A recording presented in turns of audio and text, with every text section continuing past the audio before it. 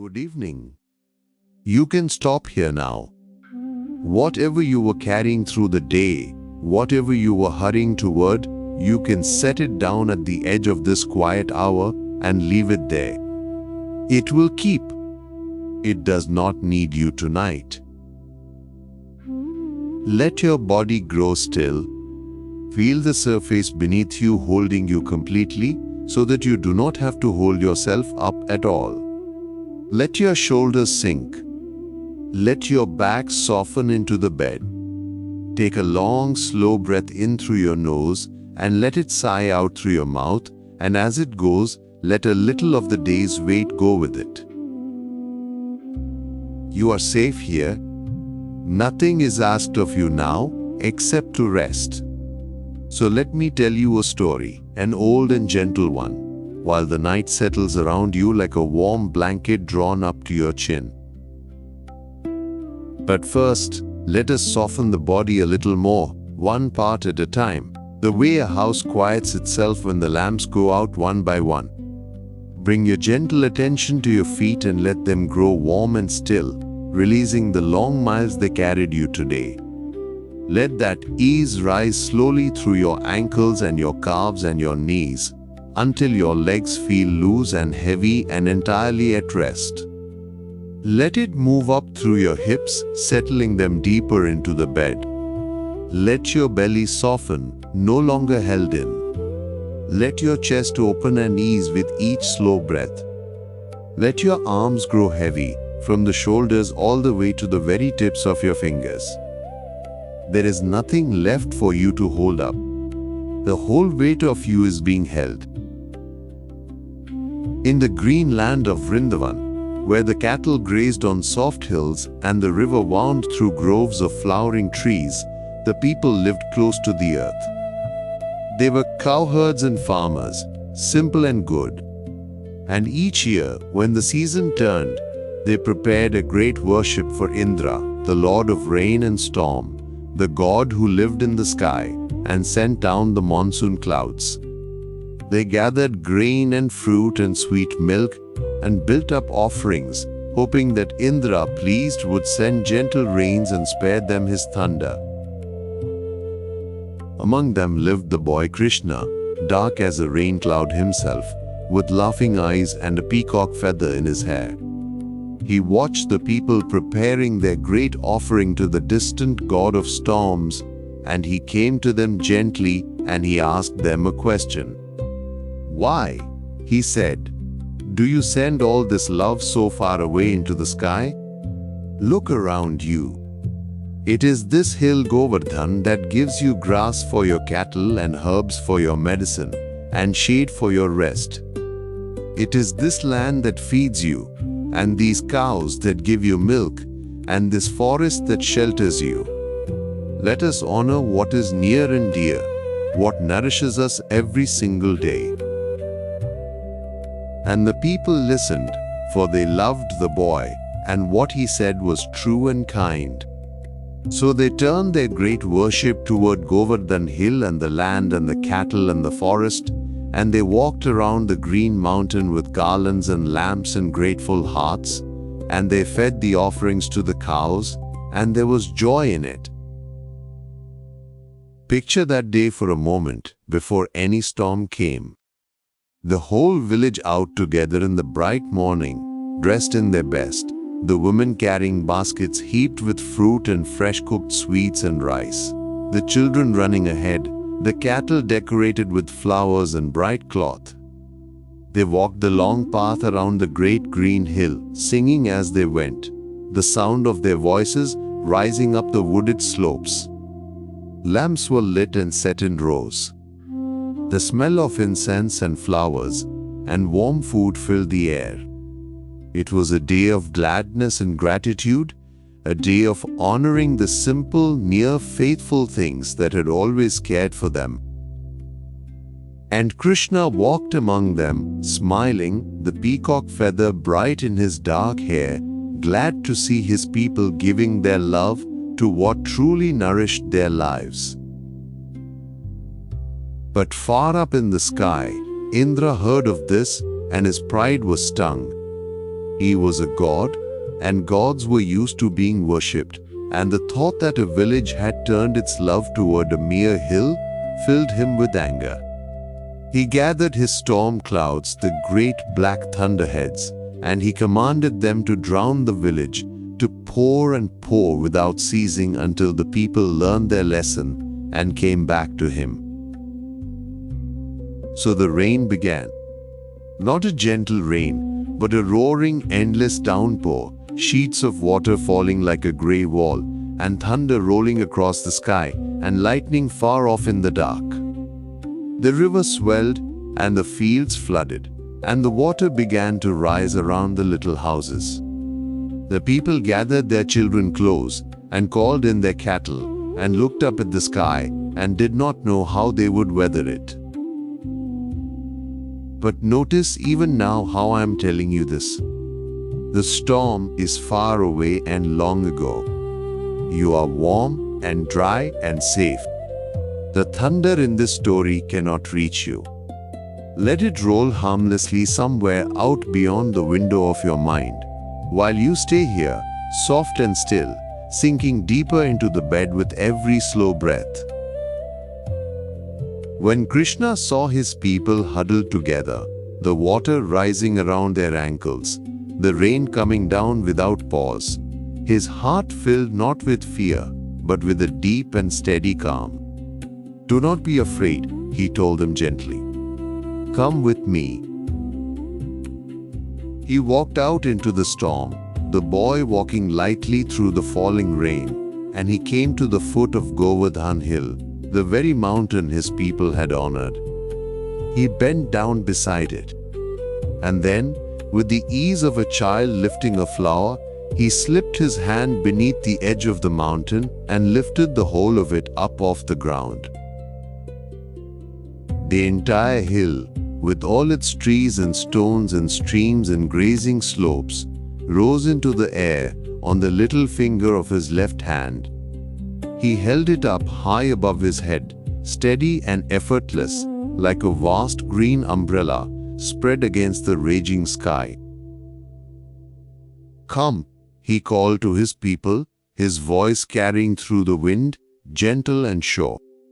"Come and shelter here. Bring everyone. Bring the cattle, bring the children, bring all that you have." And so the whole village came. Every family, every grandmother and small child, every cow and every newborn calf, every dog and every bird that could fly to it, they all gathered beneath the great hill that Krishna held aloft. And beneath it, it was dry. It was still. The roaring of the storm became a distant sound, muffled and far away, like the world heard from inside a warm, safe room. The rain that fell upon the mountain ran off its far sides and never touched the people sheltering below. For 7 days and 7 nights, the storm went on above. Indra sent down all his rain and wind, and not one drop of it reached the people. They sat together in the warm, dry shelter beneath the hill, and they shared their food, and they sang quiet songs, and the little children fell asleep against their mothers, and the calves dozed beside the cows. And all that while, the boy Krishna stood there, holding up the entire mountain on one finger, calm and smiling, as though it were the lightest and most natural thing in all the world. Think of that. 7 days and 7 nights of shelter, while the storm spent itself out above, unable to reach a single soul beneath that great protecting hand. The people did not have to fight the storm. They did not have to hold anything up. They only had to come in and gather close and rest and let themselves be kept safe. And how strange and wonderful those 7 days must have been for them. To be in the very heart of the worst storm anyone had ever seen, and yet to be perfectly dry, perfectly warm, perfectly safe. To hear the thunder crash far above and feel not a single drop. to watch the children play in the shelter and the calves nurse and the old grandparents nod off to sleep, all of it unfolding in a pocket of stillness while the sky raged outside. There was a deep and unhurried peace in it, the peace of knowing, beyond any doubt, that you are held, that nothing can reach you, that someone you trust is watching over you and will not falter. The fear that had gripped them when the rains began had long since melted into a quiet, settled trust. They had stopped bracing. They had simply let themselves be kept. Imagine being one of them now. Imagine the warm hush beneath the mountain, the soft yellow light of the little oil lamps, the smell of cattle and earth and rain, the low murmur of voices and quiet songs. Outside, the grey rain falls and falls, but here, beneath the hill, all is dry and close and tender. A child sleeps in her mother's lap. A calf rests its head against the warm flank of a cow. And above it all, the boy holds the mountain, untroubled, watching over every one of them through the long nights. There is nowhere safer in all the world than this. And up in the sky at last Indra's fury began to fail. He had sent everything he had, and still the village stood, dry and peaceful beneath the mountain. And slowly the great god understood. He saw the boy holding up the hill, untroubled, holding back the whole storm out of love for his people, and Indra's pride dissolved into wonder and then into a quiet humility. The black clouds thinned and parted. The rain softened and slowed and stopped. The sun broke through, and a clean-washed light fell over the dripping green land. And Indra came down from the sky and bowed low before the boy, asking to be forgiven for his anger and his pride. Krishna, who had never held any anger at all, smiled and forgave him gladly. And then gently, he set the great mountain back down upon the earth, exactly where it had always stood, as softly as setting a sleeping child into bed. The people came out from beneath it into the bright, clean morning, blinking and grateful, and they wept with relief and joy, and they walked around the hill once more to thank it, and to thank the boy who had kept every one of them safe. So now let the meaning of it settle over you as you grow heavy and warm. When the storms of a life rage, when the rain seems endless and the water seems to rise, there is shelter. There is a great steady hand that lifts up the whole mountain and holds it effortlessly over those who come in close. You do not have to hold up the sky. You do not have to fight the storm alone.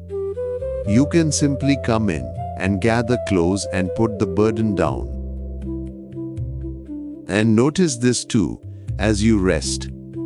The boy did not stop the storm by force, and he did not strike at Indra in anger. He simply made a shelter and gathered everyone in and waited calm and patient for the storm to spend itself. He knew that storms do pass. He knew that the rain, no matter how hard it falls, runs itself out in the end, and the sun returns. So he did not fight it. He only kept his people safe and warm while it raged, and trusted the morning to come. That is a gentle kind of strength, the strength that does not battle the weather, but simply shelters what it loves until the weather clears. You can borrow that strength tonight. Whatever is storming in your life right now does not need to be fought this very moment in the dark. It can rage out there, harmless, while you take shelter and rest. And in the morning, washed clean, smaller and softer than it seemed, much of it will have passed on its own, the way every storm eventually does. So stop here now. Truly stop. Whatever has been raining on you, let it spend itself far above, harmless, while you rest in the dry, warm shelter of this quiet hour. You are gathered in. You are kept. Nothing can reach you here. Feel how protected you are, lying still in the warm dark, the storm of the day rolling away somewhere far beyond you, growing fainter and fainter. Let your breath slow. Let your body grow heavy and safe, like a child fallen asleep beneath a great green hill, listening to the distant rain that cannot touch them. Let your thoughts grow soft and slow now, the way the village grew quiet beneath the mountain. One by one, let the worries of the day settle and still, like cattle lying down in the warm, dry shelter to sleep. There is no storm in here.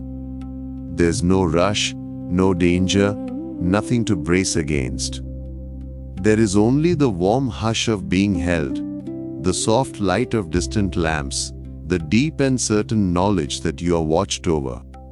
Sink into that now, all the way down, the way you sink into a deep soft bed at the end of a very long day. There is shelter over you. There is a hand that holds. You can let go of everything now because you are safe and you are kept and you are held. Rest now. Breathe slow. Good night.